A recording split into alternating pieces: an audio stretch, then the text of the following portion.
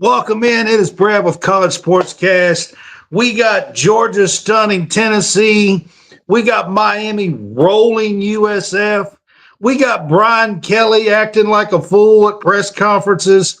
It's the Big Fuss Show. Let's go. Can I please have your attention? There's all a commotion around here. What are you talking about? Let them yap at you. It's actually very exciting.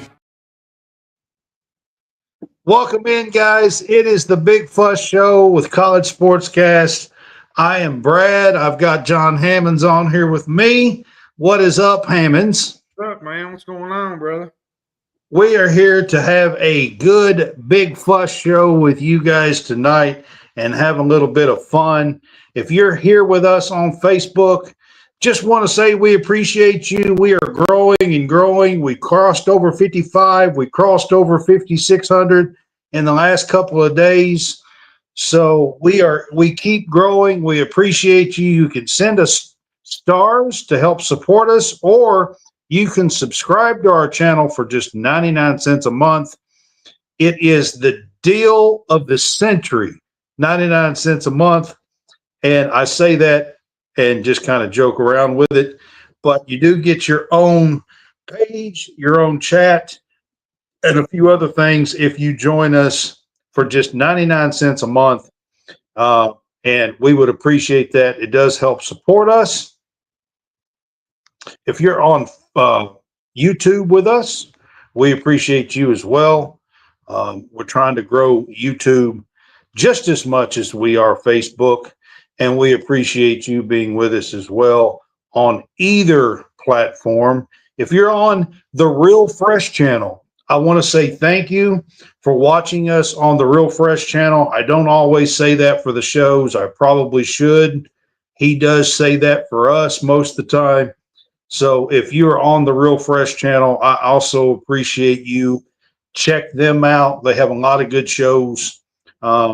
With Howie Fresh on the Real Fresh channel. He was just on right before us with his NFL Picks show. And if you're a bettor, check them out. They're on the College SportsCast page on Facebook and the Real Fresh channel on YouTube.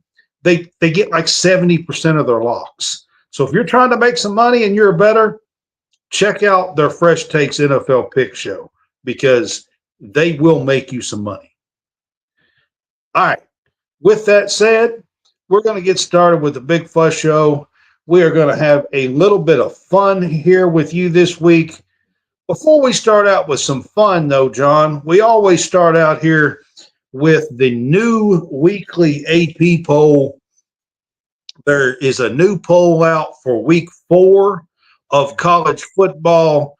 Of course, Ohio State remains number 1, but I will let Hammonds run through and we will discuss some of the teams here.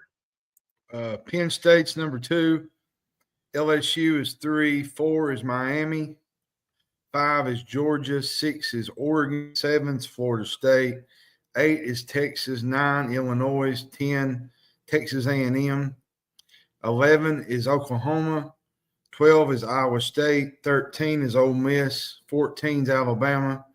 15 is Tennessee, 16 is Utah, 17 is Texas Tech, 18 is Georgia Tech, 19 is Indiana, 20 is Vanderbilt, 21 is Michigan. Wait a second, did you say Vanderbilt? I said Vanderbilt, yes.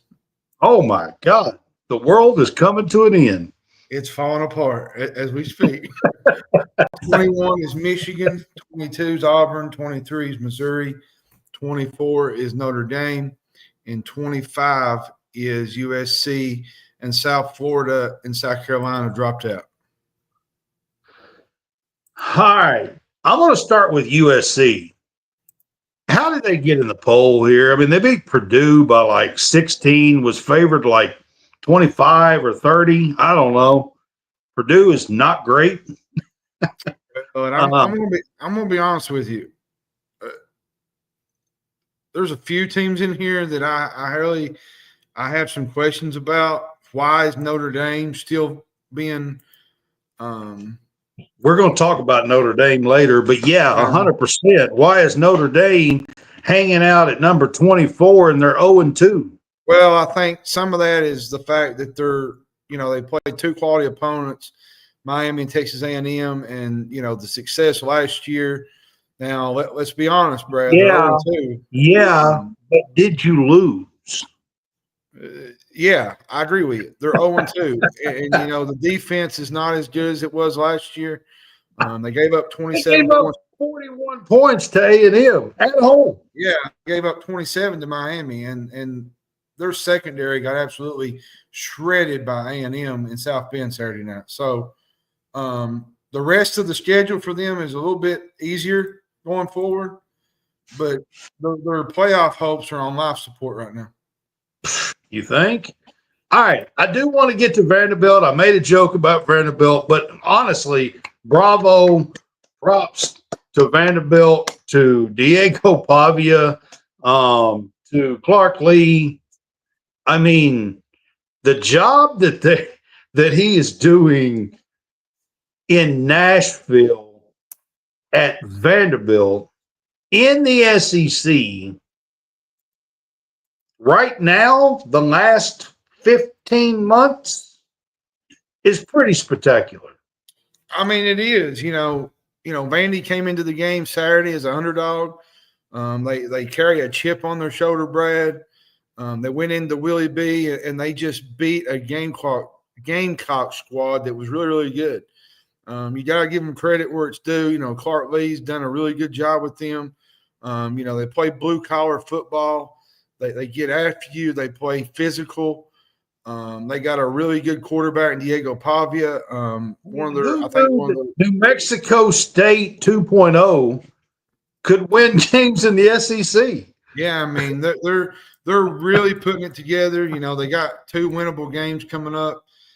Georgia State and I think Utah State. Which, listen, they're going to probably be 5-0 going to Alabama, which is unbelievable. Which to me is going to be wild to think about, because most of the time that's not a huge game, but that's going to be a big game on the schedule when Alabama rolls around. So, yeah, and it's in Nashville this time, right? No, it's in Tuscaloosa this year. They beat them last year in Nashville. They was on the road last year. Oh, they beat them in Nashville last year? They beat them in Nashville last year. Okay. All right. Well, my bad. I apologize. Either way, it's going to be a really good game, I think. Alabama's probably going to be after some revenge on that game. So, props to Vanderbilt. Yeah. For real. Georgia Tech. We're going to talk about these teams a little bit later in a topic that I have here, but you got to give super props out to Georgia Tech. Brent is doing a fantastic job as there as well. I mean, these are two schools in the SEC and ACC that, to be honest with you, have spent a lot of years at the bottom of the totem pole. Yeah, I mean, Georgia Tech, you look at Saturday, hit a 55-yard field goal to win the game. Haynes King played really, really well. Clemson minus the Cowboys kicker, that's pretty good. Yeah. Clemson is not Clemson right now. There's a lot of things. We'll talk about them later on, but Clemson is nowhere near where I thought they would be. Or Dabo's having to make statements and everything. I feel so bad for him. The quarterback play has not been good. They already got 2 losses. They're probably playing for a bowl game. I mean, I don't know, Dabo. Maybe you should have kept your mouth shut about going 16-0, being the first team to 16-0 2 weeks before the season started. Yeah. I'm just saying. I mean, for real. Georgia moved up after a big win, and we're going to get to that topic here in just a second. But they did move up back into the top 5. Did you think Oregon should have fell 2 spots? Not really. I think they did what they had to do. They beat Northwestern. Oregon's got a good team, but we'll find out where Oregon is pretty soon. They play Penn State. Because they had moved up last week after beating the dog mess out of Oklahoma State the week before, and had moved up 2 spots. and then they fell. Miami jumps them, and Georgia jumps them in the poll. They fell 2 spots. I don't know. I don't really think there should be that much movement, to be honest with you. All these teams are winning, so I just don't see that big of a movement. But we'll get into that. And speaking of the Georgia game, John, I thought it was probably the best game of the week. It was. I really loved Gunnar Stockton in this game. Sickle. He didn't show a lot of downfield stuff throwing the ball against the opening 2 games, but he did against Tennessee. I felt like when they needed him really to make a play, he did. He had a lot of toughness. Tennessee jumped out 21-7. It felt like Georgia. Didn't he throw over 400 yards? Yeah, or something like that? Kind of felt like Georgia was getting dominated up front in the first half. They kept fighting, and he led them to a big victory in overtime. Stockton answered a lot of questions from me on the big stage against Tennessee. He proved that he can be a reliable quarterback. The biggest question for me, Brad, is Bulldogs defense. And that's not the case often. It was a really good win by Georgia, don't get me wrong, but there's some problems in that defense. They got a lot of things to work on. They got and I think that was last year. I think that was part of their troubles last year is they're not quite as stout on the defensive side of the ball as what they were in the championship years 2 or 3 years ago. So yeah, when they got a bye week, like I said, this week they play Alabama in 2 weeks. Alabama's been really good offensively since losing to Florida State. Georgia is going to have to really be better defensively if they want to keep Alabama from, doing what Tennessee did to generate a lot of explosive plays. I mean, Alabama, I think, racked up 547 yards last year over Florida, and they're probably going to do the same in a repeat Georgia, and kind of repeat the same performance. Yeah. So this game here, John, Tennessee started out on fire. They took a 21-7 lead, was hitting 72-yard bombs on Georgia. It looked kind of bad, to be honest with you. I'm going to tell you where this game was lost. It wasn't overtime. It wasn't a missed field goal. There was, I think, 3 minutes to go. It was under 3. Georgia was behind 38-30, and they had a 4th and 6 on Tennessee's 28-yard line, maybe 38 something. A turnover downs would have probably put Georgia into timeout modes, but Gunnar Stockton ended up hitting London Humphrey for a touchdown that cut it to 2, and then they went for 2 and tied it up, and pretty much from there on, Tennessee just collapsed. Well, I want to ask you about Josh Heupel. Okay, so Heupel, as fun as it's been, as many points as he puts on the board, as many bombs as they hit, let's be honest. And I'm not trying to doubt. I know people know that I don't like Tennessee, but here's the deal. When it comes to winning some of these big games, they usually struggle. And well, Heupel had this in the bag, okay? And I'm going to say this. It was 21-7. They also had a 38-30 lead with under 5 minutes to go. They gave up a touchdown. They gave up a 2-point conversion. And then they drive down the field in regulation. Just playing for a field goal. I scratched my head. I was inside Kroger Field watching this game. Okay. I was in the press box, was inside Kroger Field watching the end of this game. And I remember I telling people, what is Josh Heupel doing? They got down to the 20-yard line. It was second down. There was 13 seconds to go on the clock. He comes out, trots the offense back out after a timeout, and runs a play to the left hash mark. The guy runs all the way over to the left hash mark from the right hash mark. Okay? You're setting up for a field goal.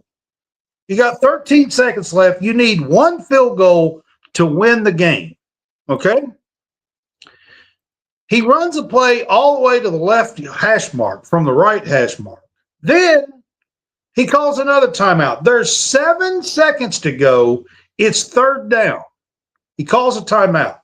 I thought for sure they were going to run the kicker out at the 20-yard line and kick the field goal. But no. So he runs another play. They had one timeout left. There was 7 seconds to go, third down. He runs another play, loses a couple of yards. But before that play, they had a false start. Yeah. Lost 5 yards, went back to the 25, and then they ran a play after that to the middle, in between the two hash marks, from the right to the left, and then back to the middle, and lost 2 more yards on the play. Okay?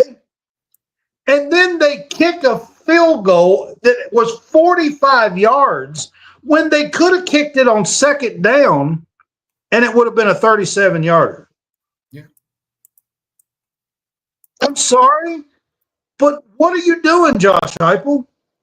Yeah, and there was another point there. I think there was like 8 minutes left. I think Georgia was back down 5. Stockton fumbled and Tennessee recovered. And then at that point, they had another chance to put the game away. And instead, they had another false start. And that put Tennessee kind of behind the sticks. And I think Heupel ran it, 3 times? He ran it 3 straight times and only picked up, I think, 9 yards. Instead of going for it on 4th and 6, he elected to kick a field goal to put them up 8. Yep. You go for it there, and you possibly score a touchdown. Georgia has no way of winning this game. Yeah. I mean, what I'm saying to you is this. Tennessee fans was shocked. He shanked a 44, 45-yard field goal to the right. I mean, it looked bad. And Tennessee fans were shocked. And there's been a lot of stuff with fans saying this and saying that. But here's the deal. If Heupel just runs his kicker out and has some confidence in his kicker for a 37-yard field goal, they probably win that game in regulation.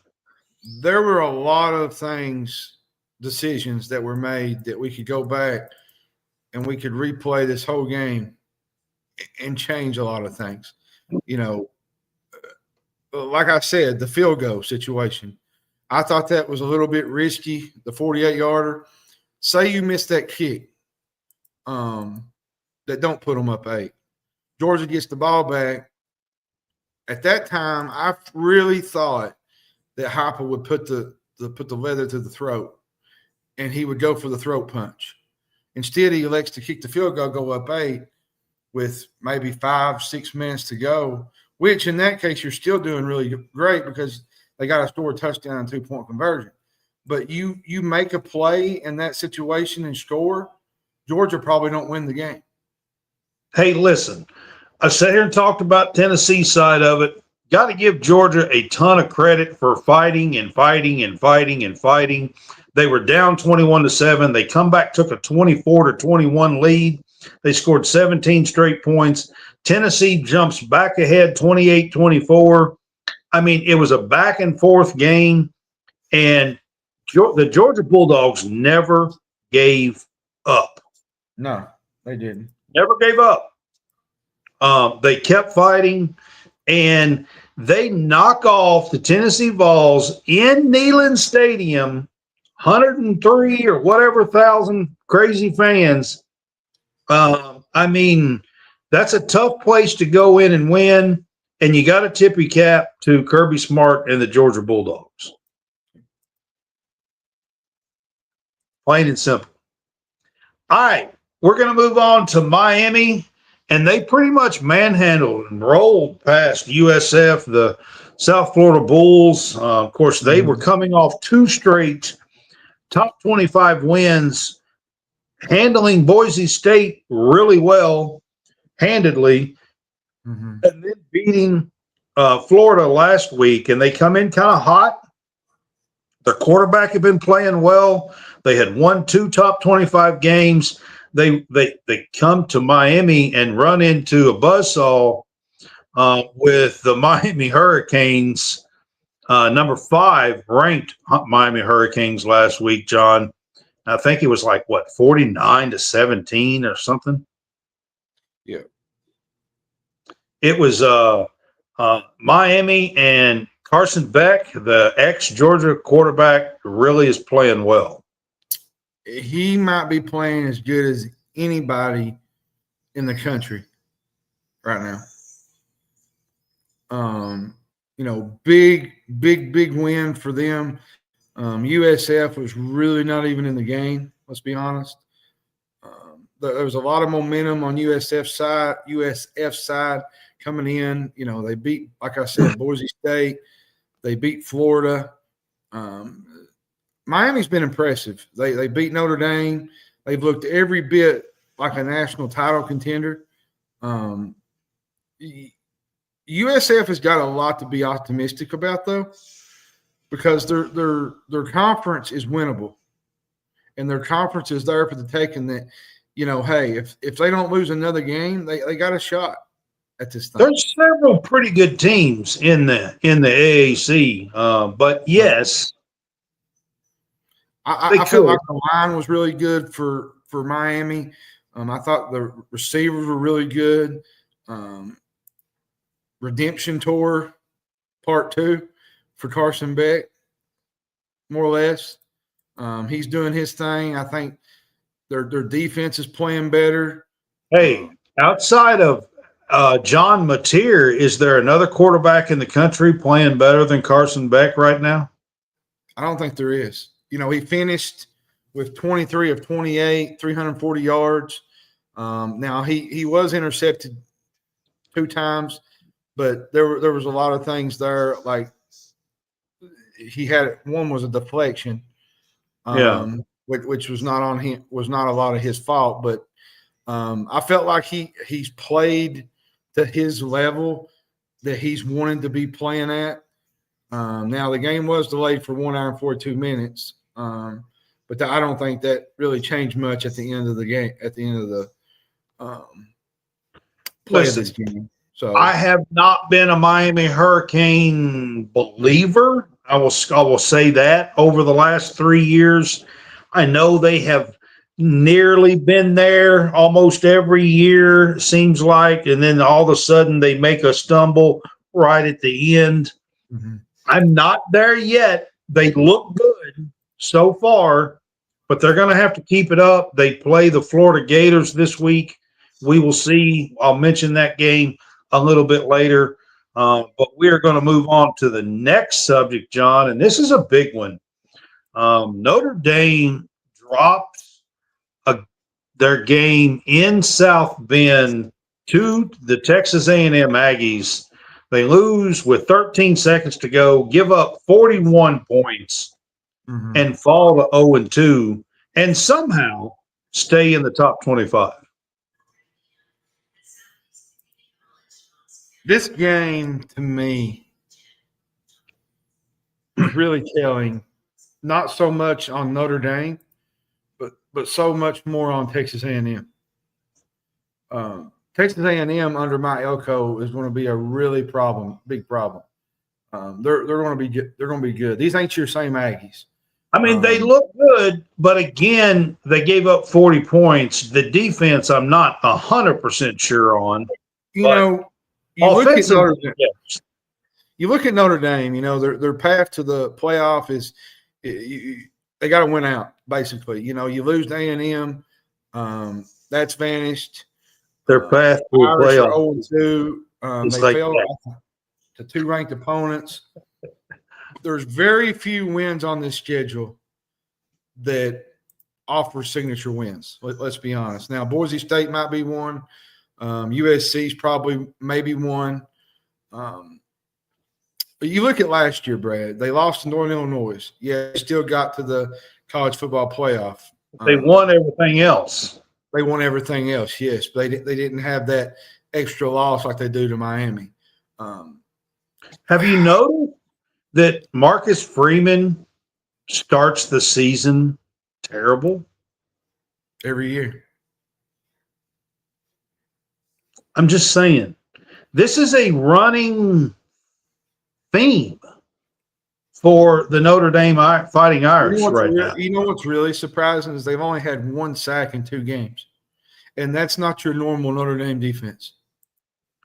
I mean, do you guys remember them losing to Northern Iowa last year? Do you remember them starting out 0-2, I believe, 2 years ago? Do you know what Marcel It was Reed? either 0-2 or 1-2. It might have been 1-2. You want to know what Marcel Reed's yards per completion was Saturday? 13, something big. 21.2. Damn. Okay, I didn't know it was that big. Now, I'm going to say this. I'm going to say this on this part. Tremendously large. The last 2-3 years, Notre Dame's defense has – you know, they had the Hamilton kid. They've been almost impossible to complete a pass against. You know, they allowed that 21.2 yards completed. They're allowing receptions and they're having trouble tackling. It's been disastrous for their defense. Yep. And where do you go from here is the question. Like, is is Freeman the right man for the job? I mean, listen, they usually every year have found their footing and made a run. You know, I'm not going to sit here and act like they didn't. They have. But if you go back and look at now the last 3 seasons, including this one, the start of the season for Notre Dame has sputtered every time. Well, every time. You got to remember, he had a 4th down that he went for near midfield with them leading 3 points. Remember in the 3rd quarter. Now he did go and get another one on 4th and 1 from the Aggies 18 on the go-ahead drive.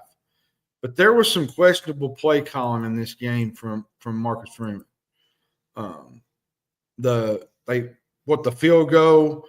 And they got the freshman QB this time. Field goal 43 seconds.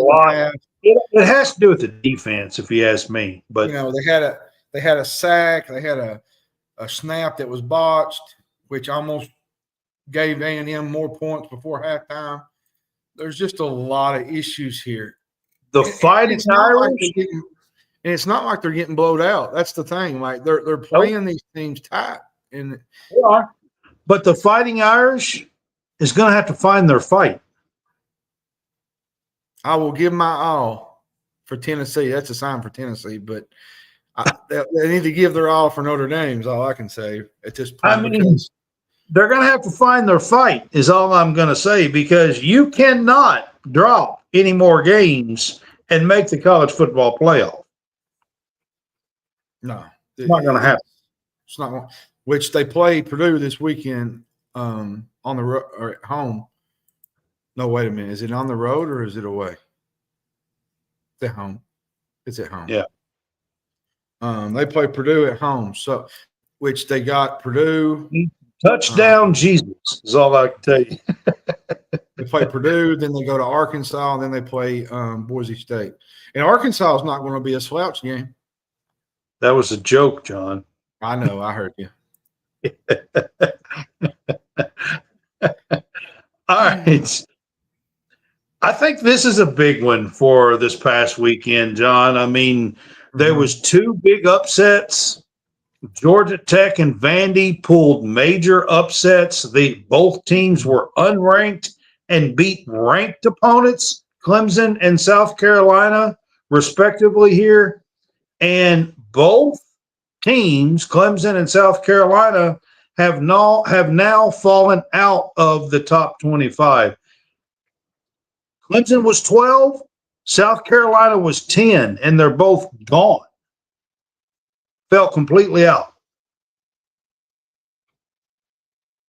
Pretty big deal for both of these schools. Well, to be fair, Brad, momentum kind of went sideways when Lenore Sellers went down with a concussion before halftime. So they kind of opened it up in the second half, and they just kept piling it on.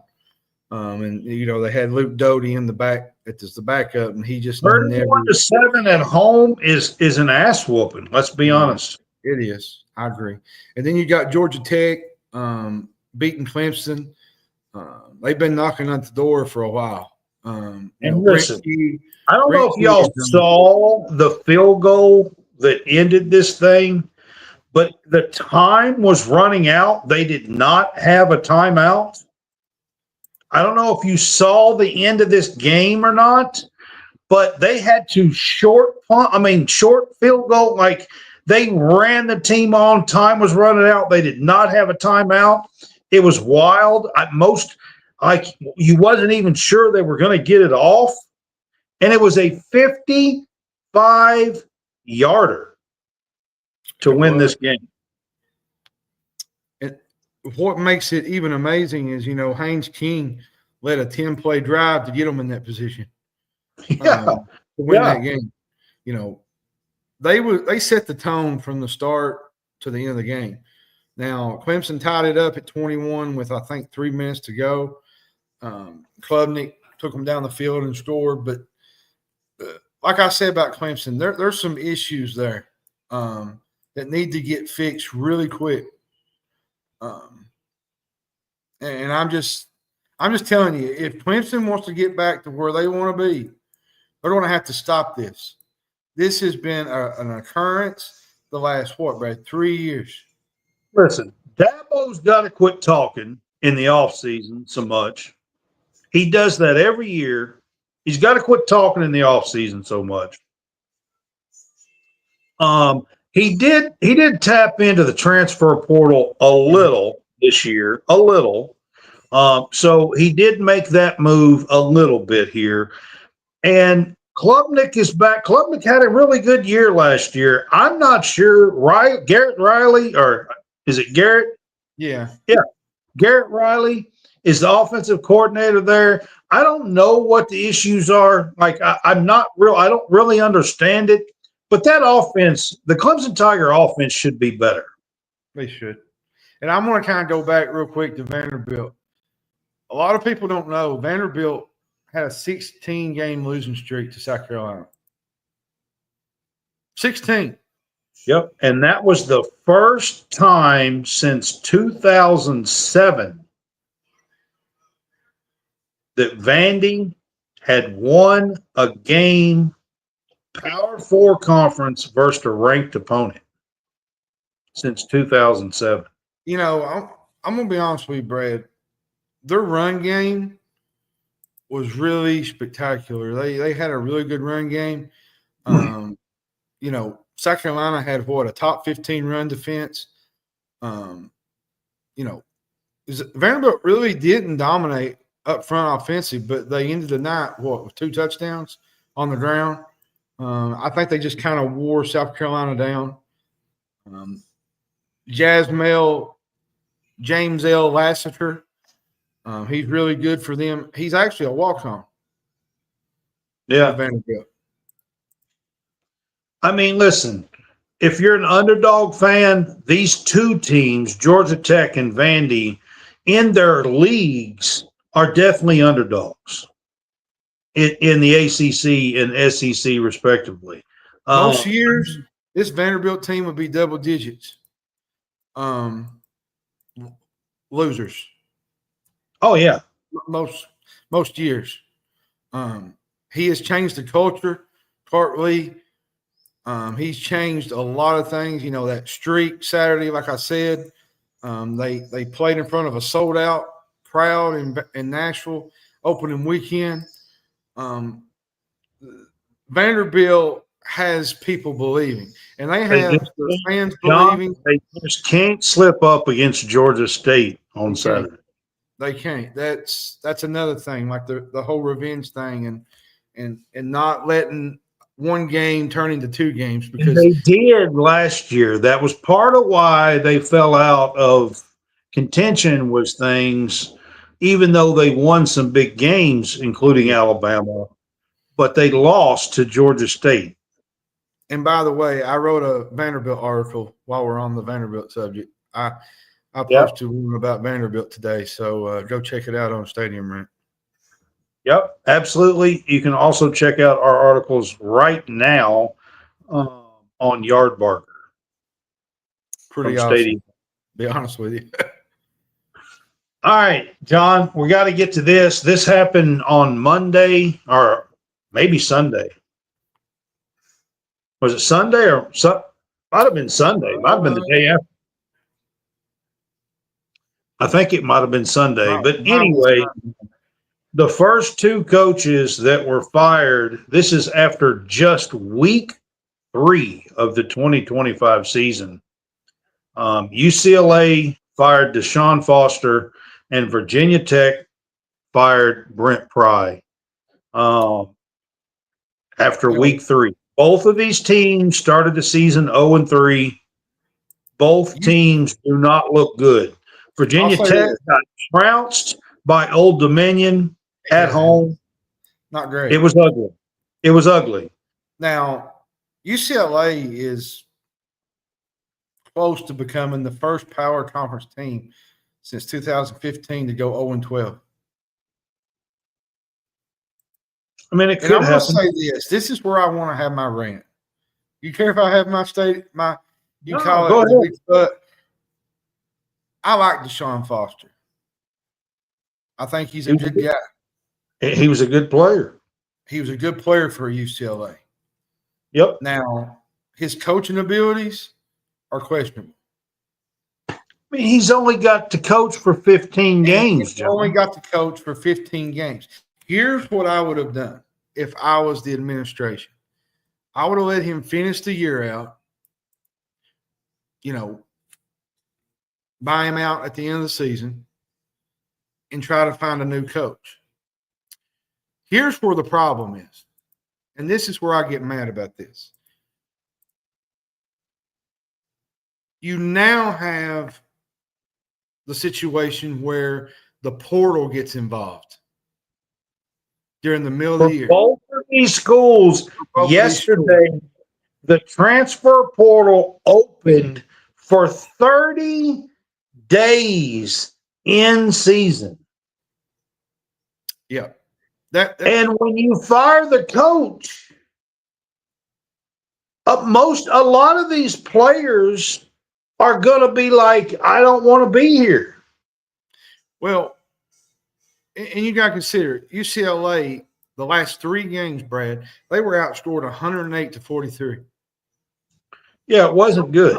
Not great, Bob. You know what I'm saying? Not great, Bob. Not great. Yeah. It wasn't good. There's a lot of and Virginia Tech was just about as bad.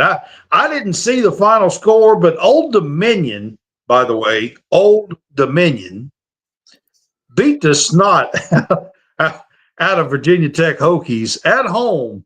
Now, this is the same Old Dominion team that almost beat South Carolina last year and should have. Well, and like I said, yesterday, it's going to open up a 30-day transfer window who with players that can leave for other teams. By the way, NCAA, fix this issue. And since UCLA have not played 4 games, they do have an option to use a red shirt but not immediately play. And UCLA's already lost, I think, 6 recruits, high school recruits. Yep. I think they lost a 4-star lineman. think they lost the edge rusher. Can't remember. Listen, it boils down to this. When you make this move this early in the season, you are jeopardizing your entire program. Your entire program. Recruits, transfers. It could be likely that both of these teams or one of these teams will not even be able to complete this season. Forfeit games. Okay? Imagine how much money your school is losing if you have to forfeit 6 games. You gotta look at Virginia Tech, Brad. Virginia Tech played for a national championship in '99, right? They won at least 10 games 13 times. That was under Frank Beamer. Yeah. Justin Fuentes took over in, I think, 16 and won 19 games in his first 2 years. But after that, it kind of just went downhill.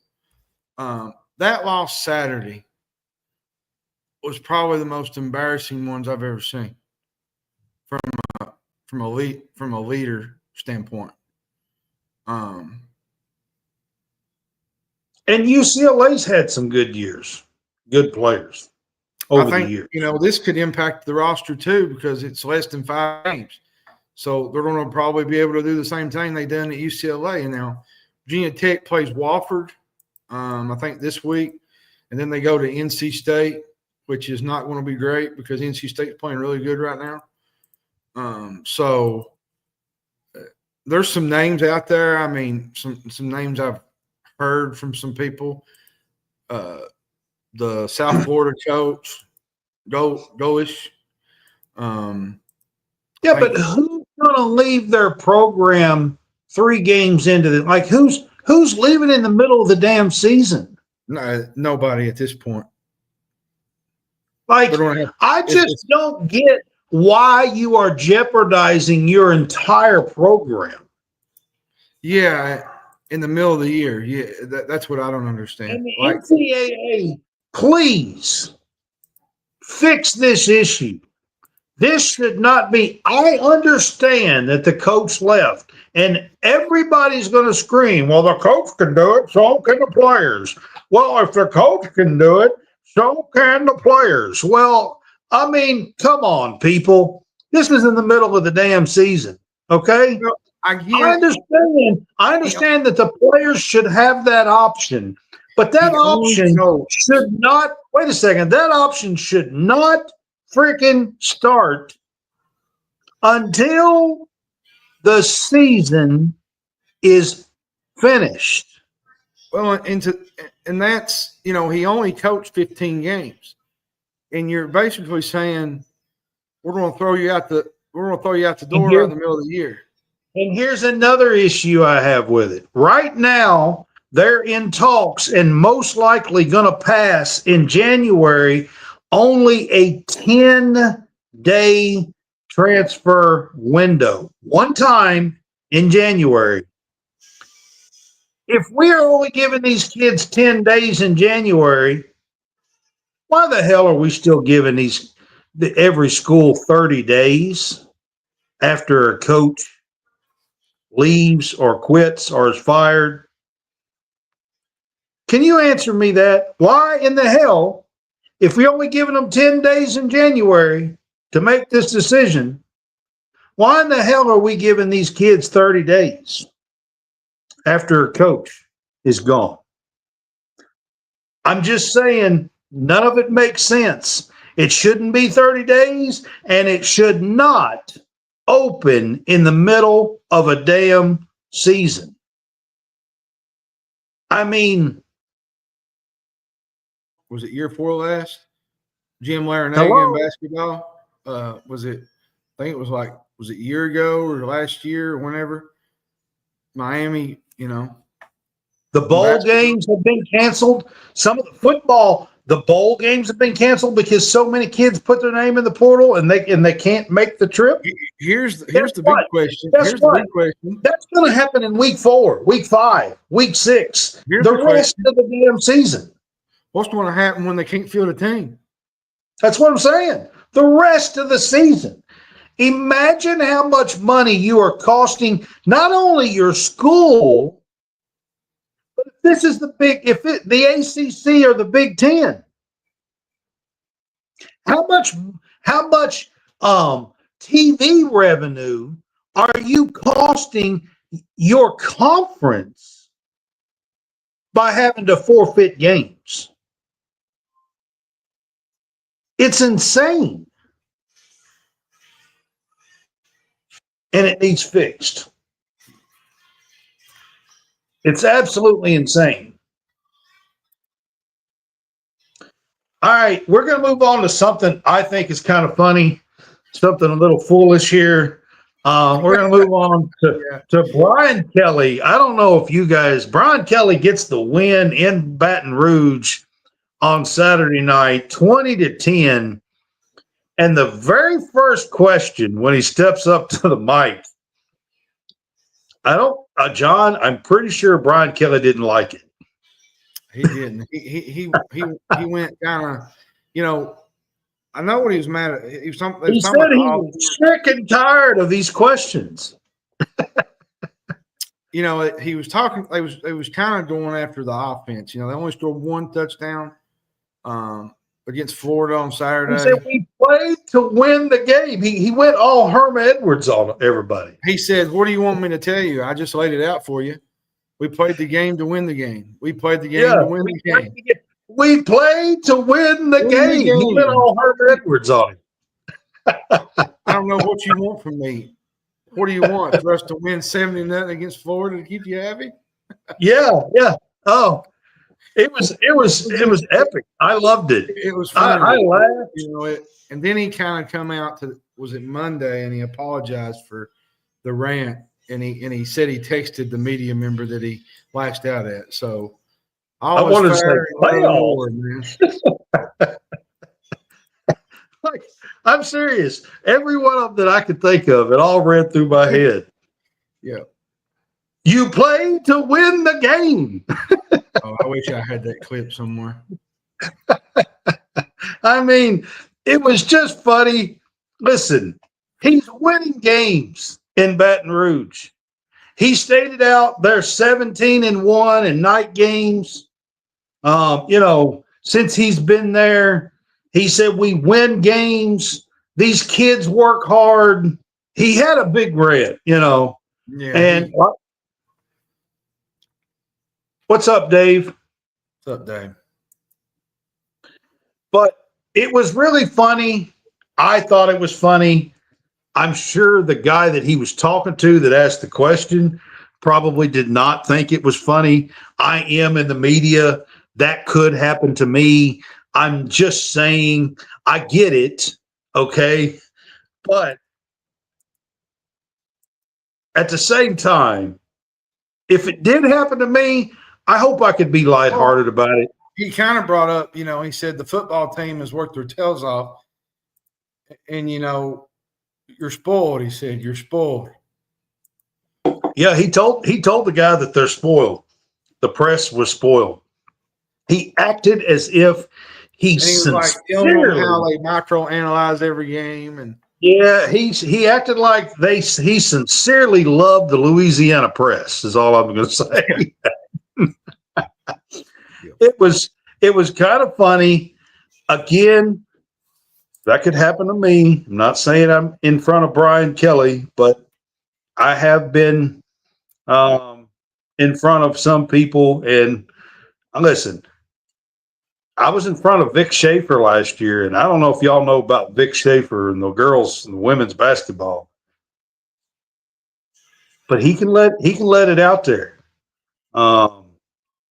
LSU coach on the women's side, she can let it out there. Like you don't want to ask the wrong question to these people. LSU, Brian Kelly, her. I mean, I don't know, but it was kind of funny, and it can happen. And hopefully the guy who asked the question could be a little bit lighthearted and accept the apology. All right, John, I got to ask you about Arch. Arch Manning vows in the last day, maybe today, earlier, to play better in SEC play. But first, they have another tic-tac game this week. I don't know. I can't even think who they play, but somebody they drew out of a Cracker Jack box or something. I'm not sure. Who is Texas playing? Seriously. Sam Houston State. And here's the deal. Arch has not played good. I think he had did I hear this right? I was traveling and covering games on a game on Saturday. So I think I heard that he had 16 straight incompletions against UTEP. He did against UTEP. Yeah. 16 straight incompletions. Yeah, he was 11 of 25. He had an interception and a touchdown. He had a streak of 10 consecutive incompletions. 10. Okay. 10. He sidearmed a lot of throws, Brad. He missed receivers. There were a lot of boos in the first half. He's only completing 55% of his passes through 3 games. And the competition's not been fantastic. I'm going to tell you something, Brad. If he struggles again this week, you better worry about SEC plays. All I can tell you. Yeah. You're going to.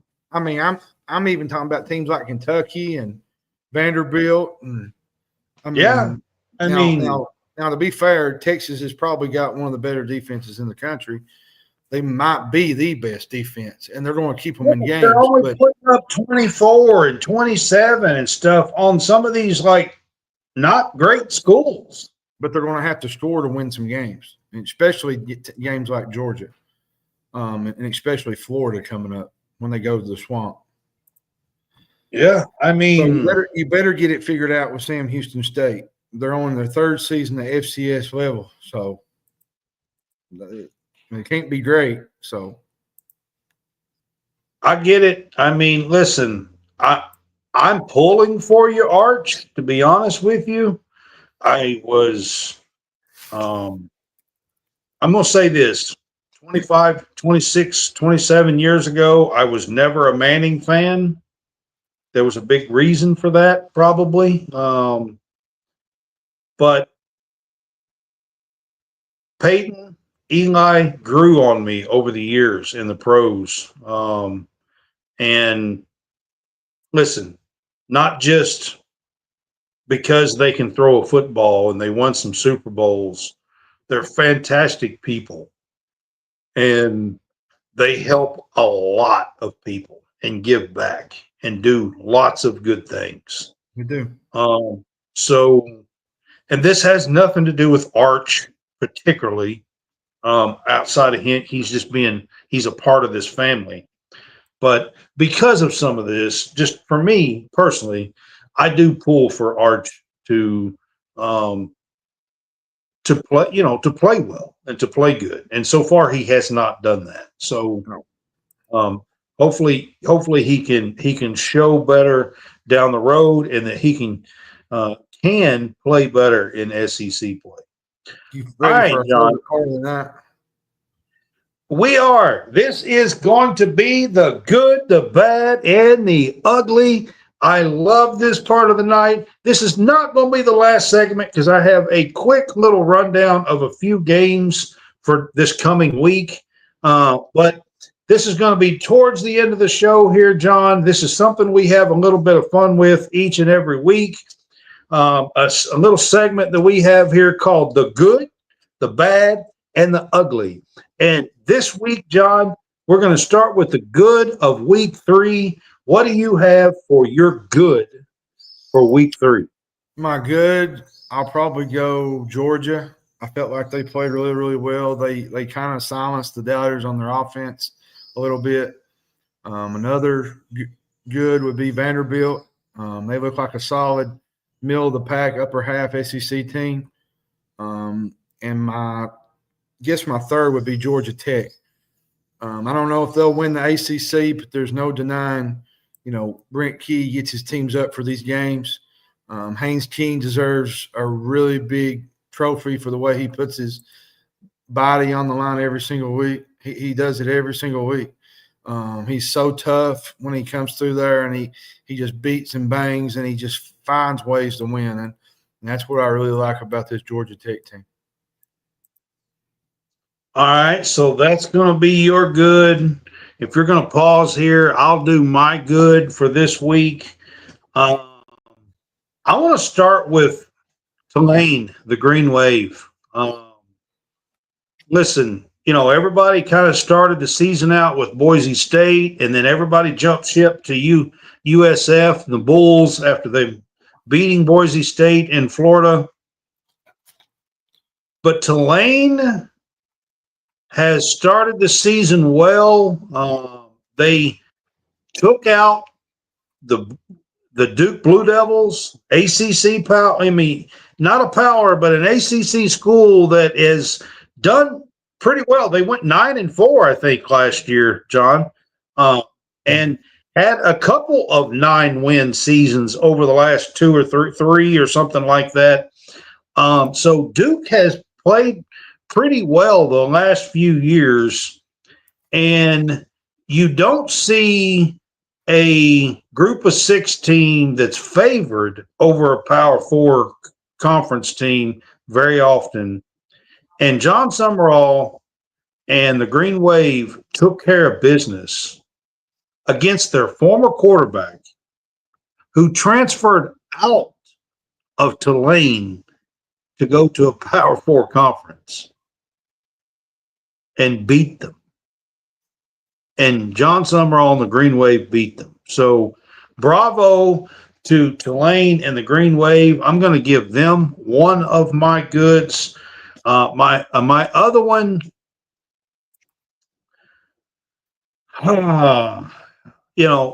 you took the Georgia Tech and the Vandy one, but I'm going to go ahead and put that in there.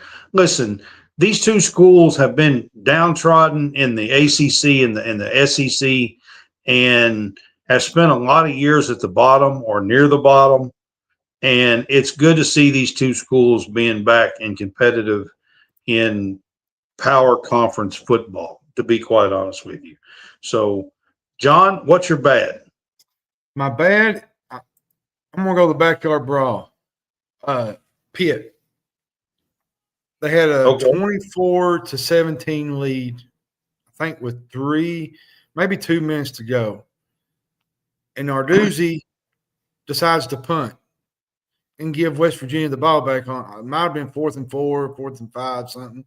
They was on West Virginia's side of the field. You don't punt there and you get the first down, you win the game. And West Virginia goes down, they score, and they win the game in overtime. I think that was really, really bad in a game that you really needed to win, not just for bragging rights, for the season, because that can be a kind of a season-defining loss in a way. My other bad is Florida. Billy Napier, I hate to say it, brother, but if you was going to right the ship in year 4, Saturday was probably the game to do it. And he's probably lucked out. They play Miami coming up, Texas A&M. I'm pretty sure your days are numbered. Pretty sure. They're getting there. And I'm going to go 3 with one you're probably going to think, well, I didn't see this one coming. Colorado, Friday night. Deion Sanders, he had Shadur last year. He's turned to Ryan Staub. He struggled in the loss. They benched Caden Salter, Juju Lewis, and 5-star freshman Juju Lewis. Early returns on this Travis Hunter, Shadur era is not turning out as well as they thought it would. And then my last bad, is probably Liberty. Losing double figures to Jacksonville State and Bowling Green is I don't – Saturday was really head-scratching to me. They went to the Fiesta Bowl 2 years ago, and they don't seem like the team that we thought we was covering when we done our preview early in the year, earlier in August. Right. So that's my bad. All right, so bad. Man, where do you start here with some of this? I'm going to say Notre Dame defense. Notre Dame's defense is looking very bad, giving up 41 points, giving up those long yardages through the air. They just don't look right through two weeks for them. They had a bye or something, week 0, week off. I'm not sure what you call that, but they've only played 2 games where most everybody else has played 3. They're 0-2, and their defense does not look good. So I'm going to call that bad for the Notre Dame defense. And then, John, I want to go.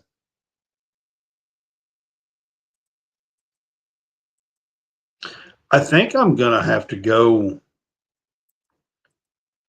As much as I'm going to have to go with the play calling from Josh Heupel at the end of regulation. Like, as much as I think that Tennessee played well through most of that game, man, like, you got to quit giving up these leads and these wins in these big games. This is not the first time there's been a few of these where you just don't make good calls at the end of games. And I thought for sure you were going to run the kicker out and kick a 37-yarder with it would have been like 7-8 seconds on the clock. I mean, Georgia didn't have any timeouts. What the hell were they going to do? I mean, kick the field goal, win the game. I don't understand. Why are you running from the right hash to the left hash and then false starting and then running from the left hash to the middle? I mean, kick the damn ball. Don't lose 7-8 yards. That would be a starter. I mean, kick the damn ball. I don't understand. So that's going to be my bad. John, the ugly. What was just downright ugly in week 3 of college football? DJ Lagway. Who? He threw 5 interceptions in Baton Rouge.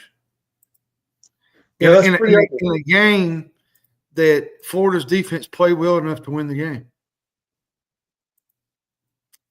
You look at the schedule, and there's a lot of job security talk with Billy Napier. Now they have a quarterback that's kind of got his, momentum shaking a little bit. He's still got a lot of talent, Brad, but like his maturity took a big hit Saturday night. 3 of the passes were, I think, they threw them up for grabs, and he just looked so out of sync. Blake Baker, the LSU defensive coordinator, had him seeing double, I think. He confused the coverages a lot of times. It just was a bad night for DJ Lagway. And I'm gonna go with what we talked about a minute ago, Arch Manning. I'll be honest with you, Brad. Everybody's going to look at that game. They're going to say, well, that was a team that just kind of sweat walked. But things are far from good for Arch Manning right now.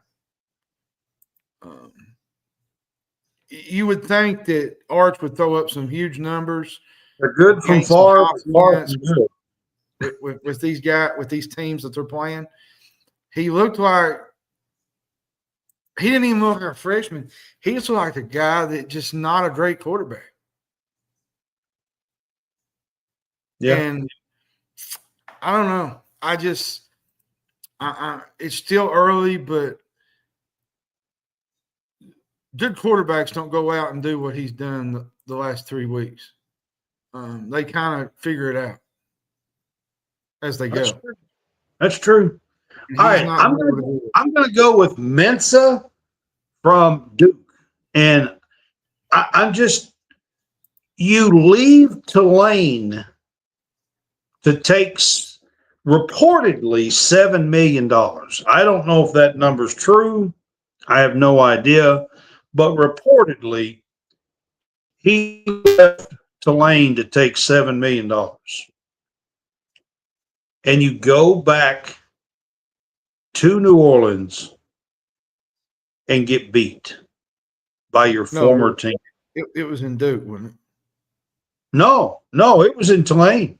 Oh, yeah, it was in Tulane. Yeah. Yeah, it was in New Orleans.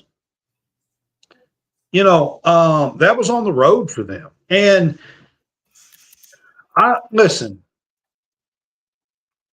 you can't do that, man. You can't leave a group of 5 school and then go back, or group of 6 school, and go back and lose to them. I mean, come on now. That's ugly. I mean, no, that can't happen. He had a decent game though.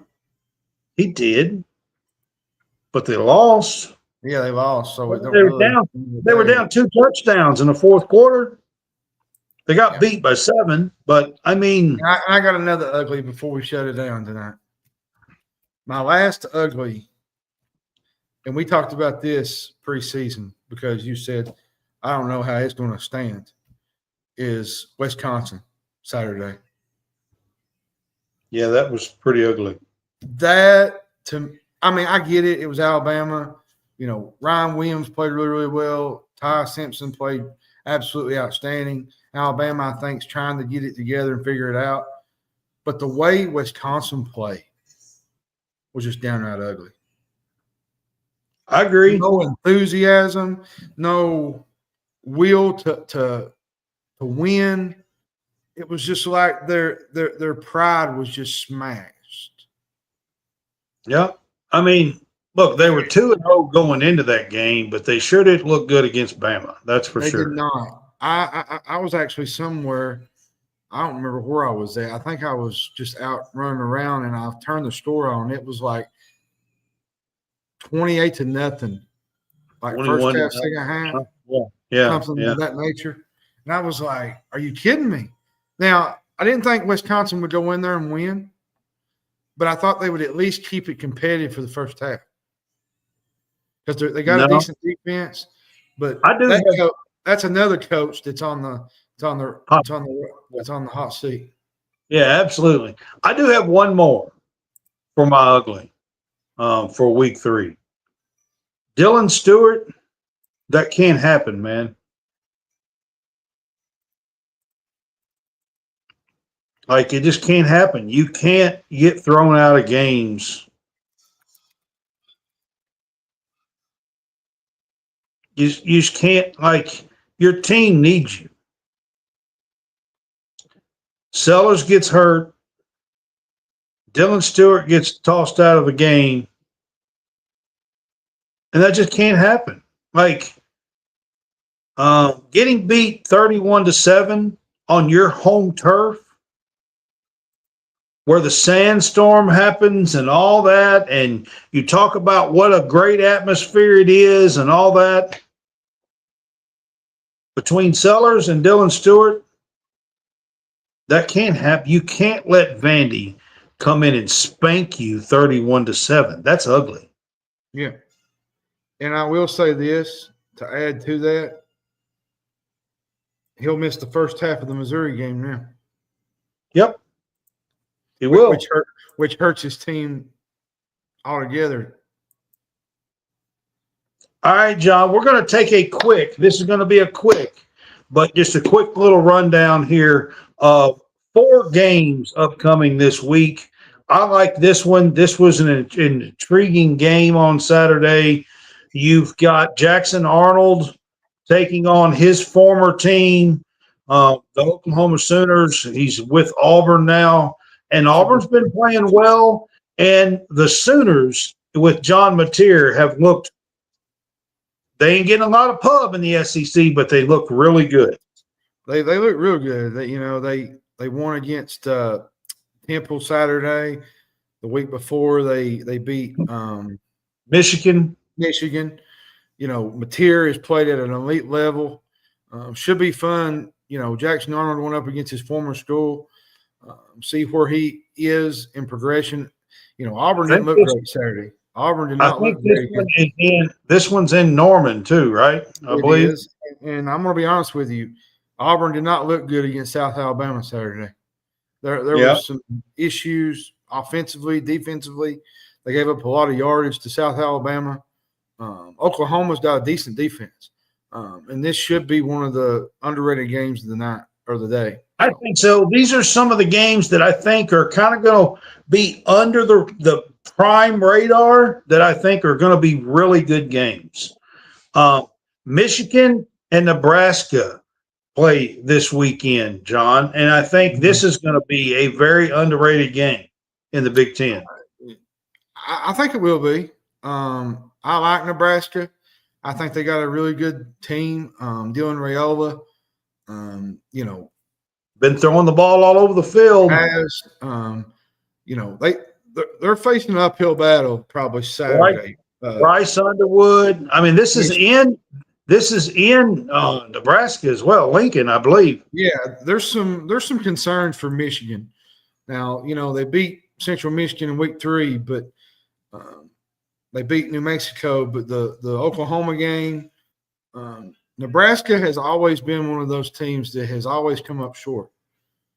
We've seen not always. The 90s they didn't, but no, I'm talking about as of recent. It just seems like there's not that one game that they can really just jump over and win. And I think this is a game they can win Saturday. Big win right here if they could get this. Well, and they got home field advantage.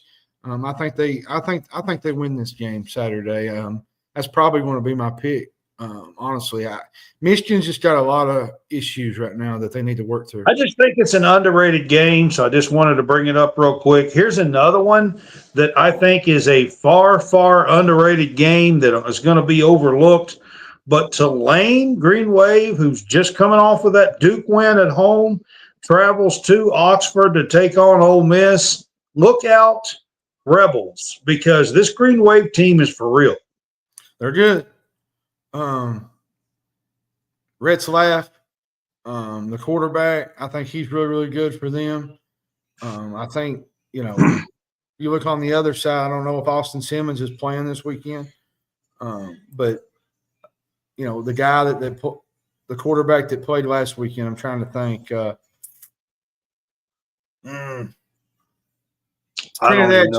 Trinidad Chambliss. He played in place of Austin Simmons. This is Tulane's big opportunity to make a statement in the American Conference and College Football Committee. Absolutely. If they could pull this one off after beating Duke last week, John, they are in the driver's seat for the college football playoff. If they pull this, because John Summerall is going to be a really big name in the offseason for head coaching jobs. Absolutely, 100%. If I'm Vatek, I'm ringing him right now. Yep. I'm just being honest. And I'll be honest with you, I think and Ole Miss's defense ain't great. They rank second worst in yards allowed. I mean, Arkansas had a chance to beat them last week. So Tulane can score. And we'll find out Saturday where Tulane is and where Ole Miss is and whether Austin Simmons plays. Even if Austin Simmons don't play, I felt like Chambliss played really, really well Saturday. Like, it's an intriguing game. I can't wait to tune into this one, to be honest. The last one I want to talk about on Saturday is Indiana and Illinois. play. This is a top 20 matchup, one of the top games of the day here. But I think this is a very interesting game out of the Big Ten. John, is this in Bloomington or is it in Champaign? It's in Bloomington. Bloomington. All right. I couldn't remember where this game was, but they play each other. I think Illinois is 9 and Indiana is 19. Is that right in the new poll? Yeah, I think so. I think Illinois is 9 and Indiana is 19, I believe. Something around there. But either way, you got to think, Brad, the winner of this game is probably not going to go to the college football playoff. One of them is not. But anything less than a 10-2 season is probably going to be on the table. Illinois has been really good. They got a really good defense. If it can win in Indiana, Brad, it's impressive. Ohio State's probably the only game they're probably going to be an underdog in. I mean, Indiana has been putting points all over the board. Now, they have been playing some not very good schools. That's all I want to say, okay? If you want to schedule some, like the SEC, you're going to have to up your game is all I'm going to say. But for real, they haven't been playing nobody. Illinois is a good team, and they're coming into Bloomington here. And this is an intriguing game because, like John said, the winner of this game might be in the driver's seat for a possible college football playoff. In Indiana, and like I said, Illinois plays very clean. They've not turned the ball over. The defense has been really good. They get a lot of pressure. They got great special teams. Luke Altmaier is really, really good for Illinois. Brett Bielema is probably he's probably going to be in the running for maybe coach of the year for this group. This is a really good Indiana football team. And I'm going to tell you something in Illinois. And I'm going to say this as far as Illinois and Indiana. Everybody thinks basketball when they hear this. Yeah. 2 basketball schools going out on the gridiron. It's a fun game this week.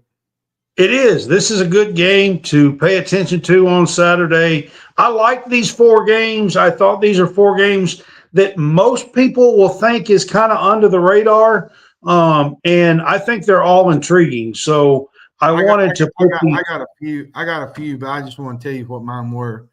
One of them was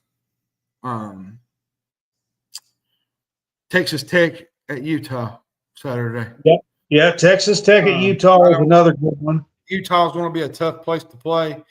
But if Texas Tech has been putting up a lot of points. If Texas Tech could win that game, they have a real opportunity to make some noise in the Big 12. So does Utah. If Utah can win that at home. So we'll find out. Yeah, that is an intriguing game. I just threw in 4 there because I knew we'd probably be running close to time here. So, but I think there's a better slate of games in week 4 than there was week 3. Yeah, week 3 was kind of dull. Yeah. So looking forward to week 4. We will have our game day pick'em show on Friday night.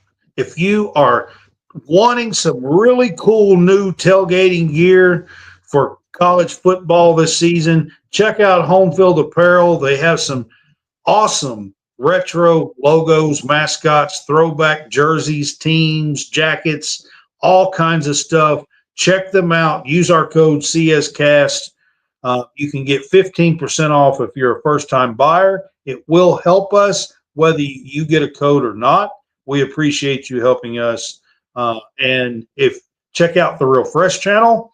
And we are live on the Real Fresh channel each night that we do these now on YouTube. Football. That's what I was telling somebody today. I said, we're already at week 4. It's going by quick, man. Yep. Stadium Rant, check them out. We write for Stadium Rant, but they also have the YouTube channel and lots of different shows. Sports shows, check them out. We are doing our Wildcat Weekly show. If you did not catch our show last night, John and I had a very, very special guest on for Kentucky fans. We had the legend, Alan Cutler, media legend, Alan Cutler, on the show last night. He cracks me up. For our second episode of Wildcat Weekly. It was a fun show. Go to YouTube, check it out. Go to Facebook page, check it out. And the girls volleyball play Thursday against Louisville. Don't forget that. They do. Thursday night, top 10 matchup with Louisville and Kentucky. And then Monday night, we'll have former Kentucky defensive end linebacker Lamont Smith on from 8 to 8:30 to talk about his career in Lexington and how he was the only player in his time to beat Alabama. The 1997 Alabama win in Commonwealth Stadium at the time. The goalpost game. Yep. I wasn't on the goalpost. I was there, but I wasn't on it. Bird's eye view. I want to thank Eric Bird this season for helping us out with our Kentucky coverage with some really great professional looking picks. So I always try to throw that in. And then check us out. These are our previews. We did previews in August. You can check out those on YouTube and find them pretty easily in our library on YouTube. I'm feeling really bad about some of my picks from earlier in the year. And also the Big Fuss Show here is on Tuesday nights, and our Game Day Pick'ems, where we use spreads from DraftKings and pick games. Done pretty well the last couple of weeks. Didn't do so hot the first week, but I've done pretty well on my picks the last couple of weeks. I missed one last week. I missed Arkansas. Yeah, we do 12 games. I got 8 the week before, and I think I got 9 last week, I believe. So doing pretty well. Now, the first week I was at like 5 or 6, so I didn't do very good the first week. But check us out. We are having a little fun here at College SportsCast and do game day pick'ems on Friday nights. We will do one this Friday night. I'm working. This one might be a little bit later, like 7 or 8 o'clock before I can get to this one on Friday. So, but we will do our game day pick'ems on Friday. I'm not even sure what the schedule looks like for Friday. Is there any games on Friday? I have not looked. I'm working Friday. I probably won't get into it. There's 2. There's actually 3, but Rice plays Charlotte. Tulsa plays Oklahoma State, and then Iowa plays Rutgers, which will probably be the better game of those 3. So those night, Oklahoma State better figure it out Friday night. They better win. That's all I know. Yeah, our Gundy's will be gone. Yeah, gone Gundy. Know that song by Montgomery Gentry? Gone, gone, gone, gone. Oh, goodness. All right, y'all. We are going to wrap this up. I had some fun on here tonight with you. This has been the Big Fuss Show with College SportsCast. I am Brad.